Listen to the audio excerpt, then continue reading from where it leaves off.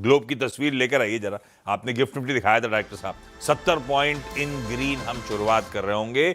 हमारे Asian piers में upfront एक चीज ध्यान रखिएगा, 2 दिनों से ताबड़तोड़ तेजी के बाद जापान रेस्ट मोड पे है। आज छुट्टी है, निकेई बंद है। जो खुले हुए हैं लार्जली वो मोमेंटम कंटिन्यू कर रहा है, क्योंकि 2 दिनों से वो भी अच्छा कर रहा है एशियन पियर्स सारे के सारे, और आज भी एशिया लार्जली ठीक ठाक बढ़िया ही कामकाज कर रहा है। पर यूएस का हैंडओवर, यूएस को सम अप करता हूं, आपकी स्क्रीन पे मिला जुला कामकाज है। फ्राइडे को मेंशन करा था मैंने, 2 से 2.5% का जंप आया था खूब दबाव के बाद यूएस में। उस रैली का कंटिन्यूएशन हुआ था मंडे को, जब नैस्डैक और 1% मजबूती के साथ बंद हुआ था। कल तेजी पे ब्रेक, वो रिलीफ रैली पे ब्रेक लगा, मिला जुला सा कामकाज था। और मिले जुले में कह लीजिए नैस्डैक इंपॉर्टेंट हो गया है, पिछले हफ्ते का पेन वहीं से आया था, तो वो पॉकेट 2.5% दबाव में थी। क्यों दबाव में थी?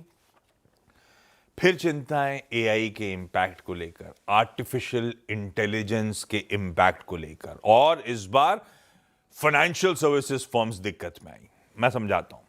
एक एआई टेक प्लेटफॉर्म है अल्ट्रुइस्ट, उसने कल एक नया AI powered tax planning tool hazel नाम का लॉन्च किया। बेसिकली हेजल प्रॉमिस करता है, या फिर ये एआई टैक्स प्लानिंग टूल का प्रॉमिस करता है, मिनटों में आपका काम करके देंगे। एडवाइजर्स को मदद करता है क्लाइंट्स के लिए personal strategies, personal tax strategies बनाने में मदद करने में। क्या, कैसे? ऐसे मैं पढ़ रहा था सुबह सुबह, आपके अकाउंट स्टेटमेंट्स, आपके जो मीटिंग के नोट्स हैं, आपके पास जो ईमेल्स आ रहे हैं, आपका जो सीआरएम डेटा है, कस्टमर रिलेशनशिप मैनेजमेंट का डेटा है, ये सब डेटा से डेटा सोर्स करके डीप टैक्स लॉजिक लगाएगा और एनालिसिस प्रेजेंट कर देगा आपके लिए। तो दिक्कत में आई फाइनेंशियल फर्म्स, दिक्कत में आई टेक्नोलॉजी स्टॉक्स। डर ये हो गया लगातार कि एआई प्रॉफिटेबल ऑफरिंग्स को रिप्लेस कर रहा है। यही डर पिछले हफ्ते था जब नैस्डैक पिटा था, तब आपको याद होगा एंथ्रोपिक की वो ऑफरिंग थी, लीगल वर्क करेंगे, प्रोग्राम्स बिल्ड करेंगे जिसके लिए आपको एक्सपेंसिव लाइसेंस देना पड़ता था, उस लाइसेंस लेने की जरूरत नहीं पड़ेगी।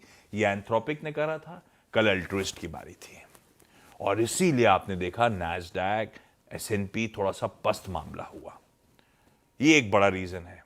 दूसरा, थोड़ा सा वेट एंड वॉच मोड पे यूएस मार्केट्स हैं। मैंने अभी कहा था आज नजर कहां रहेगी, शाम को यूएस की डिटेल्ड जॉब्स रिपोर्ट आनी है, तो इकोनॉमी रिलेटेड प्रिंट समझ में आएगा, क्योंकि अभी तक जॉब्स रिपोर्ट ही सबसे इंपॉर्टेंट है, जॉब मार्केट ही सबसे इंपॉर्टेंट है, लेबर मार्केट के कंसर्न्स वे कर रहे हैं। तो आज वो रिपोर्ट से पहले भी थोड़ा सा वेट एंड वॉच मोड होगा। ध्यान रखिएगा, आज वो रिपोर्ट आएगी और इसी हफ्ते आगे यूएस का इन्फ्लेशन प्रिंट भी आना है, तो अर्थव्यवस्था के नंबर्स पे कीनली मार्केट्स फोकस कर रहे होंगे। अच्छा, जापान के बाजार बंद इसीलिए कि नेशनल फाउंडर्स डे है। जापान बढ़िया है, बहुत छुट्टियां मनाता है, बनाना भी चाहिए, खूब कमाया है उन्होंने, डेवलप्ड इकोनॉमी है, अब आराम के मोड में रह रह के छुट्टी मारते हैं। हाँ, शाम को ना सिर्फ वो जॉब्स रिपोर्ट, कच्चे तेल के लिए कुछ इंपॉर्टेंट, एक तो यूएस का इन्वेंट्री का डेटा आ रहा होगा, क्रूड ऑयल इन्वेंट्री का, दूसरा ओपेक की मंथली रिपोर्ट भी आ जानी है, तो ये इंपॉर्टेंट। तब और आपकी सेकंड प्लेट दिखा दीजिएगा, इक्विटीज भी दिखाइएगा। पहली प्लेट दिखाई नहीं दिखाई, मैं मिस कर गया था बोलना। तो हमने जहां छोड़ा था मोटा मोटी हैंडओवर वैसे ही है। डाउ जहां छोड़ा था उससे थोड़ा सा ऊपर मिल रहा है, क्योंकि डाउ हरे में था, फ्लैट था।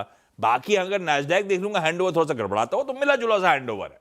और बाकी आजकल वेरिएबल्स इंपॉर्टेंट है।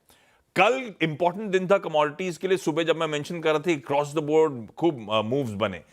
कल सिर्फ कामनेस इक्विटीज में नहीं थी, कल अक्रॉस एसेट क्लासेस कामनेस थी। तो सोना हुआ, चांदी हुआ, कच्चा तेल हुआ, इवन यील्ड्स हुए, सब लार्जली कल के जोन्स के आसपास कंसोलिडेट करते हुए। ये है ग्लोब की तस्वीर आपके लिए। हैंडओवर ऐसा कहने के लिए तो मैं न्यूट्रल सा कहूंगा, लेकिन एशिया का मूड देख के आप न्यूट्रल से पॉजिटिव साइड की बायसनेस ले सकते हो।